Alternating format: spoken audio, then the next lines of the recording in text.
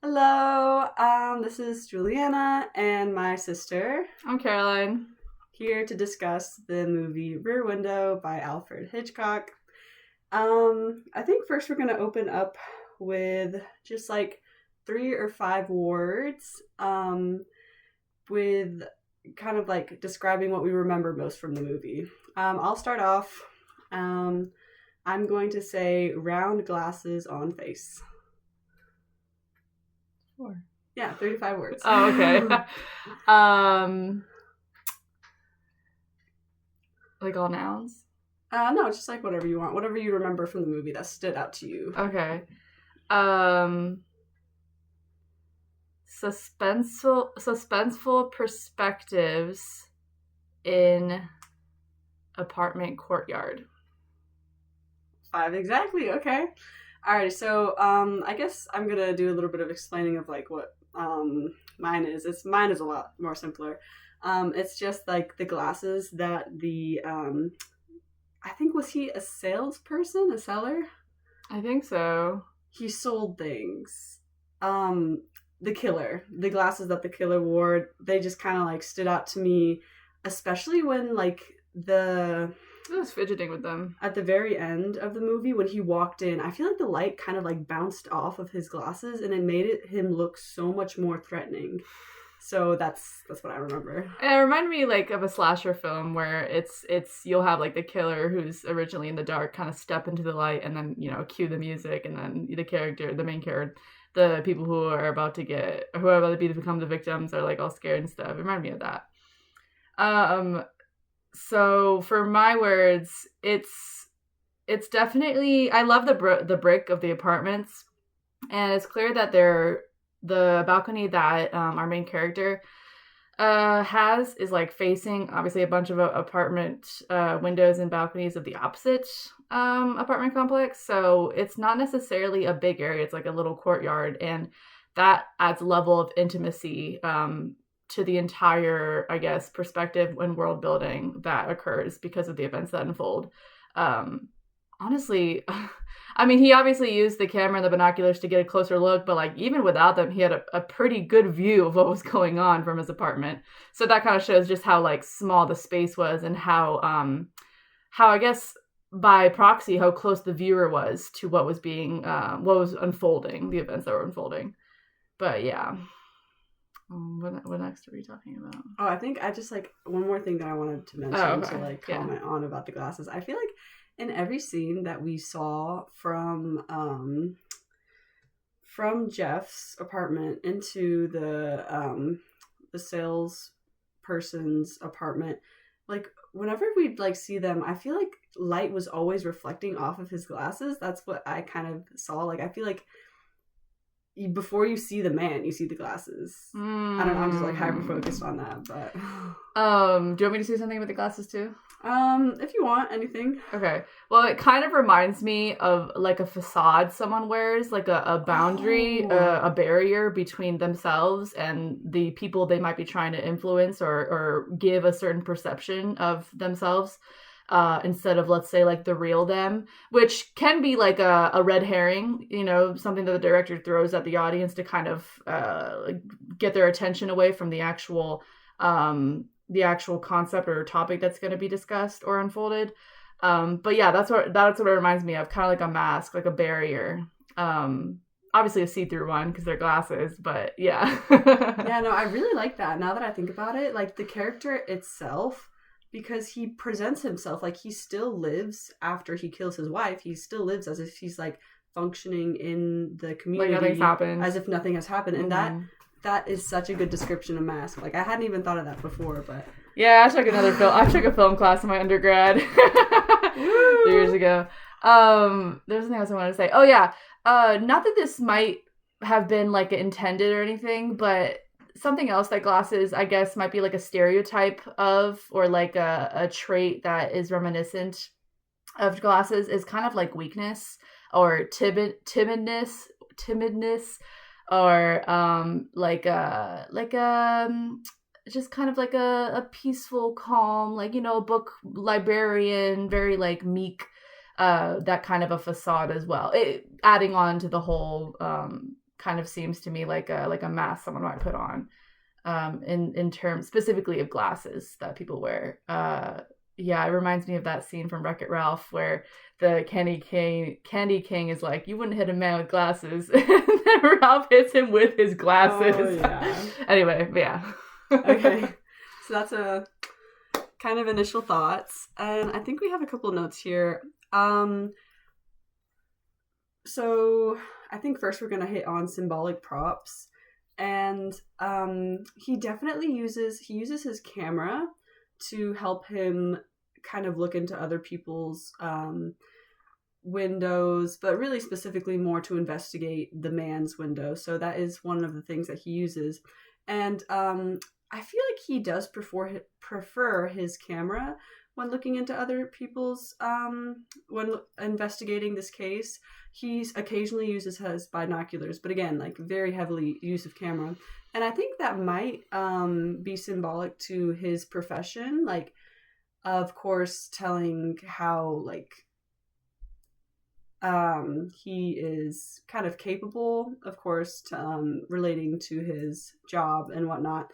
But I think also being able to zoom in with that camera. So I think it's just a lot of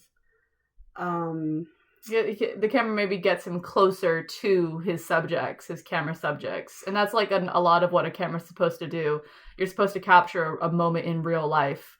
Not to say that he's taking pictures of those random strangers in the other apartments, but like as a form of getting closer to them. Also, that lens, crazy long. Yeah. What? It was pretty long. So he's just like, he's lengthening himself like, I guess metaphorically and physically, but in a way of getting himself closer to finding out what is going on in terms of like discovering who murdered the woman, or if she even was murdered, I guess is the top, or what he's trying to figure out. But yeah, no, I really like the use of the camera. So that's the camera. And then we also have the sculpture, the unique piece of art that we saw for just like a brief moment, what one of the neighbors was working on. And I believe, like, just kind of, it almost seemed like it looked a little bit like a person with a hole in the middle. So that was just very interesting, almost like as if it was a person like missing something, or someone like an empty stomach. Yeah. And a lot of texts and a lot of, I think, philosophical points of views consider the stomach to be one of the central, I guess, feeling points in the human body and the human psyche as well. So I think that goes hand in hand with kind of like that feeling of emptiness, and it's like a noticeable absence. Something that you sculpt and create, everything's intentional to a certain degree based on what the idea is that you begin with. So the fact that there was an empty space in the stomach area, I think, kind of lends that belief to kind of like a sense of, yeah, like missing something or lacking something that someone might want in relation to the main character. And I think I kind of connected that to either him wanting to go back to his work. In the very beginning, he got a call from his manager about this new case. First, he was, like, congratulations for getting your cast off, but he got it a week early. So you see Jeff just like really wanting to go back to work. So I kind of tied that with his longing to return to the workforce, but I also kind of tied it to how in the movie he has this kind of almost relationship, like something going on with Lisa. So I tied it also with just his kind of in-between stage, like his situationship. Like he wants to be full, to have a partner, but half of himself is like telling him, no, you shouldn't, like it's not right, or like whatever reason he has. So I think just tacking on, this is more of like an opinion of mine, but the fact that he was able to work with her and trust her so much to kind of be his hands and legs, so to speak, since he couldn't walk himself to investigate the disappearance of the woman. The way that he trusted her to kind of go over and kind of handle herself in like a dangerous situation, if what he's assuming about the glasses guy, is correct. I think that shows a level of trust and a level of, I guess, subconscious desire to be able to trust someone that much in his own personal life. But yeah, no, I really in this movie especially, I loved Hitchcock's portrayal of how useful and strong and clever women can be, since that is very often true in day-to-day life. So it was good to see that. It was fun to see that. And I think the last kind of symbolic prop that I kind of was really emphasized throughout the whole, well, not whole movie, but like when Lisa was involved in investigating, the wedding ring was a very big kind of symbol where Lisa kind of tied it to, well, a woman would never leave someplace without her wedding ring. And that's what kind of made her and Jeff convinced that the wife was in fact dead.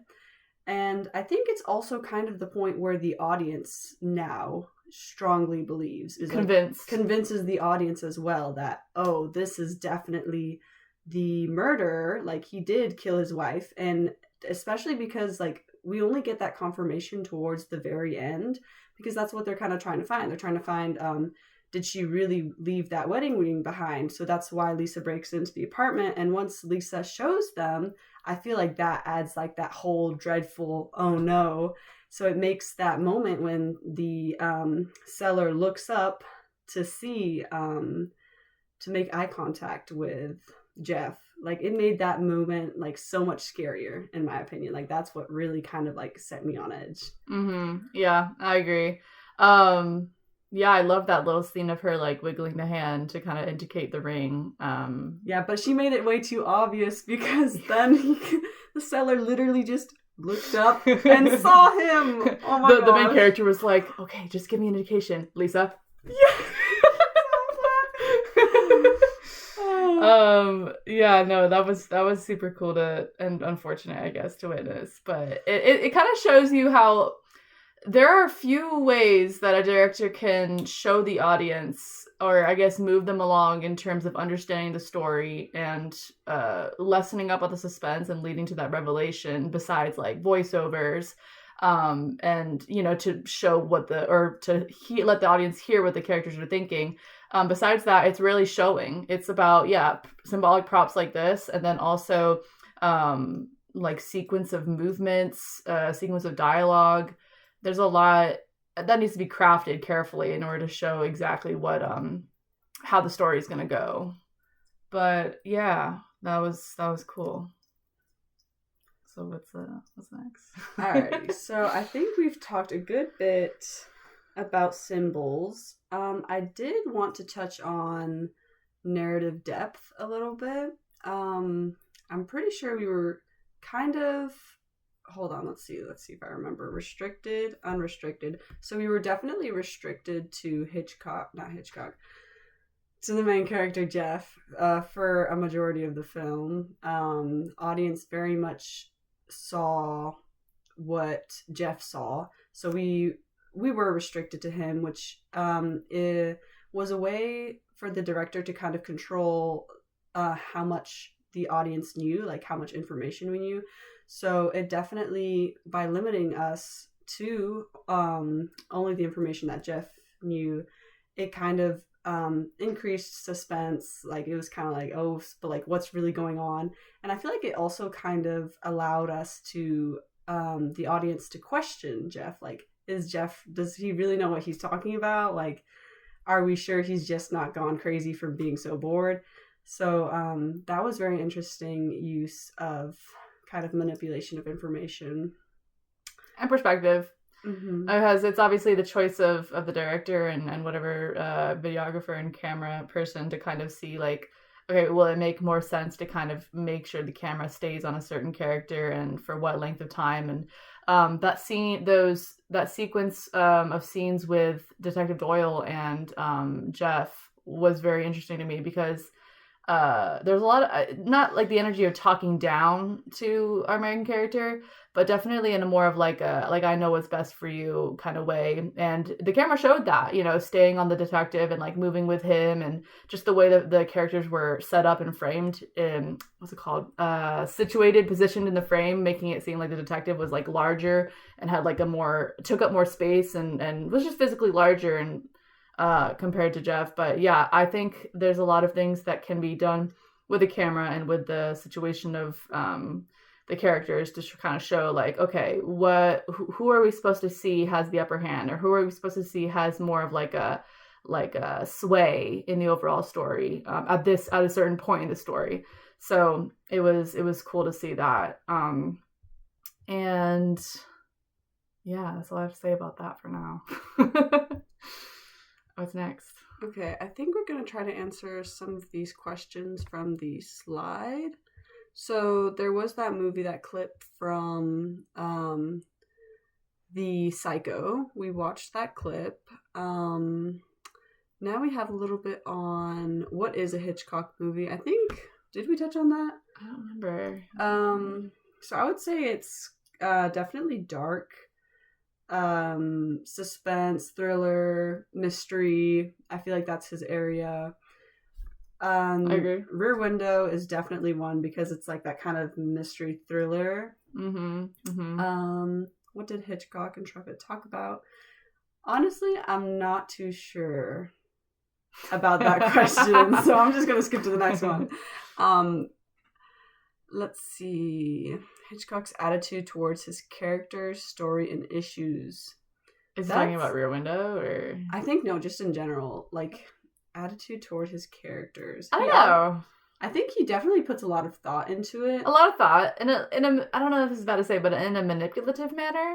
Ooh. Where it's definitely like pulling the strings type, or what was that quote where he's like, I play the audience like a piano. But he uses the characters in the story and the dialogue to do so, and obviously the camera positioning and sequencing and whatnot. But yeah, I think it's super cool to see that he knows how to take control over how he wants the story to go. I mean, like a director should, obviously, but the way he does it is cool. Yes. What are Hitchcock's qualities as an auteur? That's very interesting. I feel like this is definitely something. So we did see those clips of his famous like openings, his intros. He does use dark humor where murder. It's almost unsettling. And so we see his use of dark humor like in his introductions, like he's trying to show the whole world like this is who I am. So he's trying to present himself, and he does it in such a way that reflects kind of the characters and the style of his movies too, because it just has a level of what's it called? Not cynicism, but that like dark humor, just kind of like a darker shade of every emotion, really, where you have like, for example, like the people opposite of the main character's apartment, Miss Torso, where he thought, you know, that she was maybe a little bit more promiscuous than she actually ended up being. Miss Lonely Hearts, where the woman opposite of him was very lonely. Like it's all more darker shades of what we normally feel every day to day, like the loneliness, the false perception, the inability to achieve perfection, like the pianist. It kind of goes hand in hand with like a good character will have both good and bad traits, and I think that was well shown in the characters from Rear Window, as well as I imagine other Hitchcock films. I haven't seen many. Yeah, honestly, me either. We're very studious. We don't watch movies. We study. Well, how about we do watch movies? I watched what was it?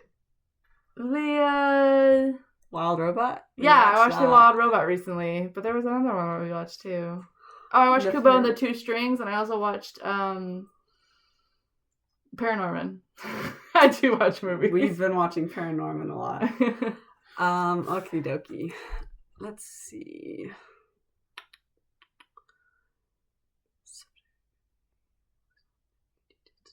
Oh, I think we kind of hit on minute details with the symbols and significance of props. Hopefully, we covered all that. Um, let's see. I guess we can talk about the actual clip from Psycho. I think from this clip, the thing that's like screamed Hitchcock to me was probably the setting, almost. Very noir. I liked it. Yeah. Bro, I can't believe you remember that vocab word. I have trouble remembering noir. It's so fun to say, noir. Noir. And almost like kind of the setting. I remember looking at the setting of just like the man walking up to the house in this clip, and my immediate thought was like, it looks like so obviously on set, on stage, very like you can tell that it's not natural. Very obviously structured. Yes, like structured. we're not supposed to get like, oh, we're just taking a walk in the wilderness, you know. Like, no, this is like we're walking with a purpose. Yes. We're coming to we're getting to a means to an end. We're about to see something occur. Yeah, it very much reminded me of the apartment complex, and then also kind of that wide angle shot that we saw from up top when the killer kind of uses the knife. That reminded me of one of the shots that Hitchcock used. I think it was when the killer threw Jeff, or was trying to throw Jeff out of his apartment. It was from an upper view, wasn't it? Because we see him falling, like yeah. So that said, reminded me of Hitchcock. And I think I remember in a video that we watched together saying like Hitchcock loved to use various or I guess different styles and techniques from directors that were prevalent in his time, and maybe that overhead shot was one of them, but I'm not 100% certain. I haven't seen a lot of Hitchcock films, but it definitely gives like a sensation of like, oh well, now we're seeing what's about to unfold, and like a helplessness, like we understand, we see everything, and we can't do anything to stop it. I think that adds to the dread, to the suspense, and obviously to the shock value that the audience feels. So I can't imagine being an original viewer of a Hitchcock film back in those days, just being like, oh my gosh, that'd be so crazy. There she comes with a knife. Oh my gosh. No, that immediately reminded me of like that one opening scene where he was like telling the audience scientists have created this new television where he can see the viewers. I don't know, very eccentric, very like dark humor, ground, but like also a certain confidence, which is very interesting. Yeah, like the swagger plus 1,000 aura. Yeah. Okay, so we have mise en scène. Yay! Are you saying that right? I'm probably not. Isn't it mise en scène? Mise en scène? Mise en scène? Mise en scène, yeah, probably. Okay. But we have our setting type. So I would say stationary, honestly. Like, it's very still. Because he's restricted that room. Yeah, he was restricted. And our the only view we get is through him. Right. For the most part. Quality direction. Oh, lighting. Ooh. Lighting was definitely key in this movie. There were a lot of times, mainly when they didn't want to be seen, they were like, control the light towards the very end, where Jeff was like, oh, keep that light off, so he can't see into the apartment. That was the goal. Yeah, because if it wasn't for either the sunlight or the lamps that people in the opposite apartments lit up, he would have not had a visual into what was occurring. And in a lot of ways, that kind of shows, like, I guess how serendipitous, or how, I guess, meant to be it was that he witnessed the strange behavior of the glasses dude, and kind of led to that murder being discovered and resolved, I guess. But yeah, lighting, obviously, I would say almost like a hero-like quality in the film, since only through light could truth and justice be found. Not to sound like a DC Comics movie, but no, I like that a lot, actually. Like, it's a very, because I don't remember what movie it was, but I remember some kind of televised media using natural like essences, like darkness and light, affixing human-like qualities to those non-human-like things and entities. And I liked it a lot because it was very much like getting in touch with nature and having nature have its own role in like human society, when so often it's kind of considered like an afterthought or like a, push aside kind of thing. But yeah, that's what it made me think of it. Okie dokie. We have costume and makeup. I would say the characters are kind of dressed nice, honestly. Well, hold on, not all the characters. Well, main character dude is in pajamas, basically. Yeah, he's in his pajamas. But the Lisa character, Lisa's dressed to the nines, kind of. And I guess it's a reflection of her character. Like, she is this wealthy girl. That pearl necklace and earrings, right? Like, and nicely done up hair. Versus, and I feel like the pajamas that Jeff wears actually like really accentuates like his job is not like super grandiose. So his job, he's not in it for the money. He's just kind of doing it because he loves it, and that I feel like their costumes really like puts them as high society and just kind of hard worker kind of a thing. Yeah, like blue collar almost. Although I don't know exactly if photographers were considered blue collar. Yeah, I'm not too sure about that. But blue collar, I think blue collar is more of like you're working on like an oil rig or something like that. Photography seems a little bit more white collar. Yeah, but it is like, I feel like photographers don't get a whole lot of money. If it's a more of like a connections field, I feel. Connections field. If you know of people, magazines, Peter Parker. Okay. So we've hit on costume, a little bit of lighting, setting. Oh shoot, I'm like, I can't remember the third one. Makeup? Actor's toolbox. Actor's toolbox. Actor's toolbox. What can I say? I feel like it was kind of standard almost. Nothing amazing stood out to me. Or like super noticeable, I guess. Except for Miss Torso. Goodness gracious. Her movements were not very human-like. When she threw her leg up on like the table to pour her morning coffee, I was like, that is really exaggerating like the dancer in her. Maybe, hold on, don't be so judgmental. Maybe that's just how multiple people in the world do that. They throw their leg up to get a little stretch in while they pour their cup of joe. It can be a normal thing. Yeah. I'm gonna do that tomorrow. Oh boy. Okay. Cinematography, editing. Oh wow, there are a lot of things we can hit on. Okay.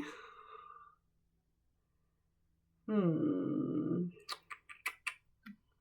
remember if there was a lot of use of Zoom. I feel like no. I would say no because I didn't really, if there was, I didn't catch it. Yeah. Handheld versus steady. Steadicam for sure. Steadicam. They were, I don't think any handheld, if at all. It's very steady. Yeah. Yeah. Let's see. Realism with a long take. I want to say I don't remember any very obvious long takes. If they were done, I definitely didn't catch them, which would totally be my bad. But I would say like they were very infrequent, if at all, used as well. I would say, definitely no canted shots here. It was kind of standard angles. We had,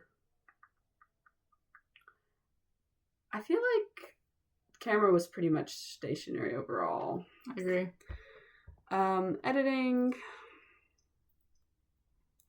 Let's see, any questions that I can answer actually? Missing sense. Oh, I think we went over that. Okie dokie. Well, let's see. Oh, perfect. One more minute. Wrap things up. What's the last thing we can touch on? I guess like a little bit of auteur, a little bit more if we wanted to.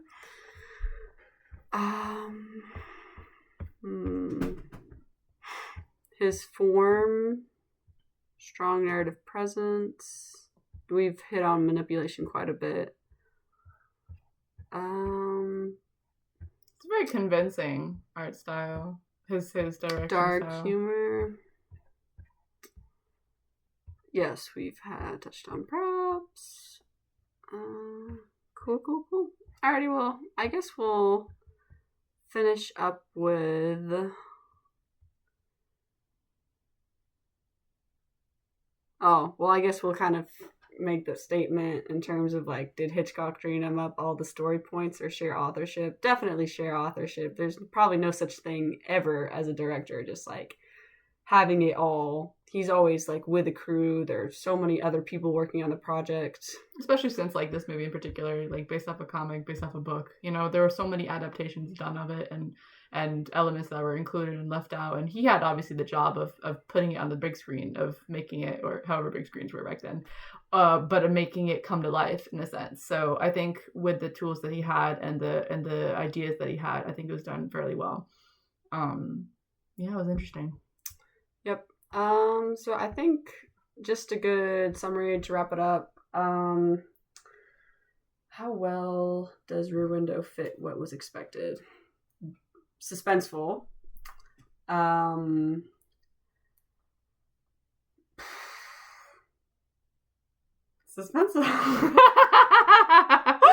That was suspenseful. But I think overall, it's like probably one of my favorite movies that we've watched so far. Really enjoyed it. I was actually scared. Like I had to look away from the TV screen. I was like, no, don't hurt you. Of a man with glasses. Yep. With glasses. All right. Alrighty. So again, this is Juliana. I'm Caroline. Thank you for reviewing our discussion of Alfred Hitchcock's Rear Window.